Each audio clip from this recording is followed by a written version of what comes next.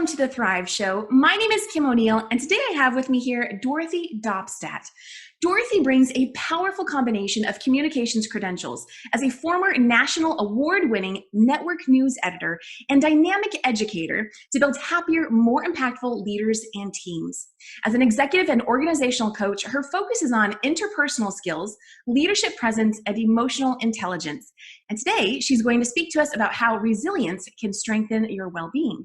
Welcome, Dorothy. Thank you, Kim. Absolutely. I'm so glad that you're here today with us. This is such an important topic. So I want to first just start out by saying, why is it helpful for a leader and employees to embrace resilience in times of uncertainty? So resilience is our capacity to quickly recover from difficulty and the ability to adapt to different stresses and trauma. Because as human beings, we are magnificently hardwired to deal with stress. And every time a stressful situation comes up, our physical response changes. Our blood pressure elevates, our hormones change. The hormone for stress cortisol kicks in, adrenaline kicks in. And this is fabulous because it allows us to think quicker and have more energy and to deal with whatever we need to in the stressful situation.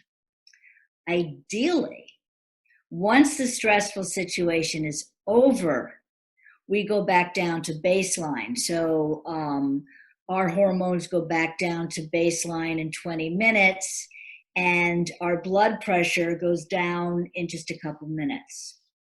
The problem is we keep it alive and we relive it and we relive it and we relive it with our ruminations. And that's where the problem is, because we start to move into chronic stress.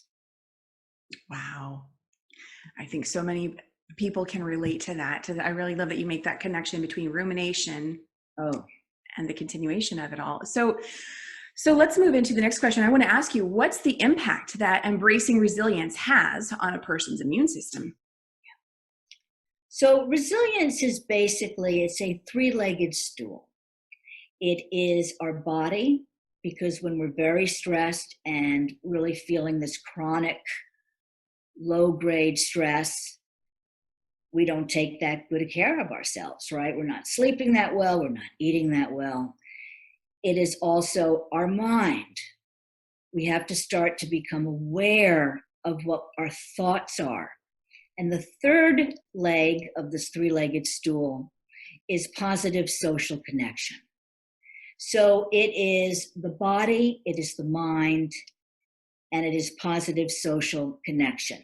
So for example, there's a scientist in Silicon Valley who works with entrepreneurs, and they have top shelf health and taking care of themselves. All the latest, all the newest, all these deep compression chambers. But the problem is they're socially isolated.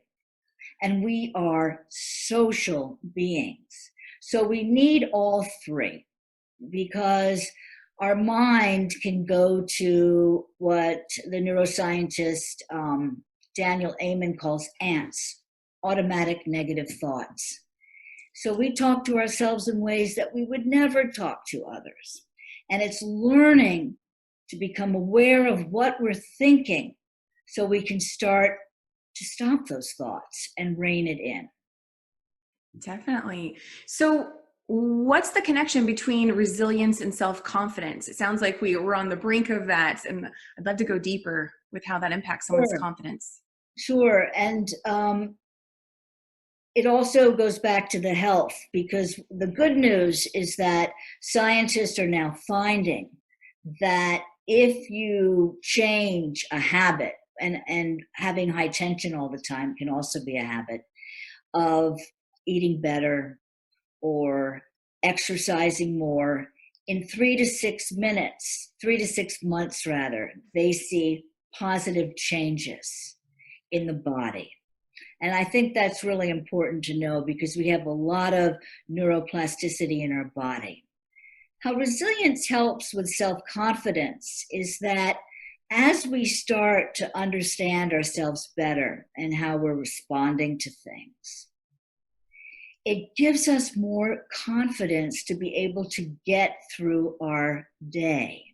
So one of my favorite practices is gratitude. They are finding it truly resets our body thermostat. So taking each morning when you wake up with an intention of how you're going to get through your day and bringing upon a feeling of calm strength, that really can help your self-confidence, that you can get through this and get through it well. Because what they're also finding is that human beings need to have the stress, but then recovery. Stress and then recovery. That is what helps with the well-being and anti-aging process, not the constant chronic low-grade stress. One thing I'd like to touch on is I know you also emphasize the value of college students embracing resilience. Would you like to speak to that a little bit? Sure. One of the things I love to do is going into different city colleges. I'm based in New York, and just working with students to help them to start to become aware of thoughts, simple practices to relax the body, and other very simple ways of increasing resilience so that they can start to understand really what this low-grade chronic stress does to us and how it ages us. What a difference that must make starting at a younger age by developing that practice. Yeah. That's my hope. Wonderful. Well, I know you have some simple 1-minute exercises people can do to improve their resilience, and I would love if you'd share those with us. That's great, because it's really important to know that it's by working in little short bursts on your resilience that can start to lead to change. So one of them is, as I was saying, was gratitude. And if you could really embody this and really feel it, because anything that we feel in our body really starts to change us. As the Buddha said, the body doesn't lie. We remember things and can start to change our neurons as we embody more and more positive feelings. So always using the beginning and the end of the day to repair. In the morning, setting your intention. As you start to head towards sleep, disengage from stressful activities and reflect on things that you're grateful for. It takes very little time. The second thing is a very easy exercise called being there for yourself. So learning to be your own ally. Love it. So you'll think of a time, you'll remember a time when you stood up to someone or you stood up for someone with determination and grit. And if you can remember that feeling and how you did that, bring it into your body so you can do it for yourself, so that you can learn to be your own ally and partner. This takes 12 seconds. But by constantly doing this, you are resetting your inner landscape and moving it toward a more positive feeling. The one that I really love and have seen a tremendous difference is called taking in the good.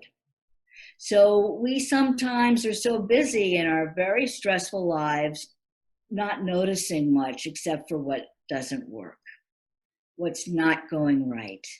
And we do have times where we feel good and we feel happy. If you could remember a very simple time when you felt happy, be it a friend's smile or a beautiful nature or a lovely walk, and bring it into the body and really feel it and make it bigger and stronger, it starts to change your response. And also when things are going good and you're feeling happy, be with it, expand it. Don't just run off to the next thing. These simple practices, gratitude, taking in the good, being there for yourself, are simple, and it starts to make a difference. I love those. I hope our audience today took note on those for sure. Dorothy, thank you so much for being here today and sharing with us your expertise and wisdom. It really was an honor. Oh, thank you so much, Kim, for having me. Absolutely. And thank you to today's audience. We hope you found value in today's conversation.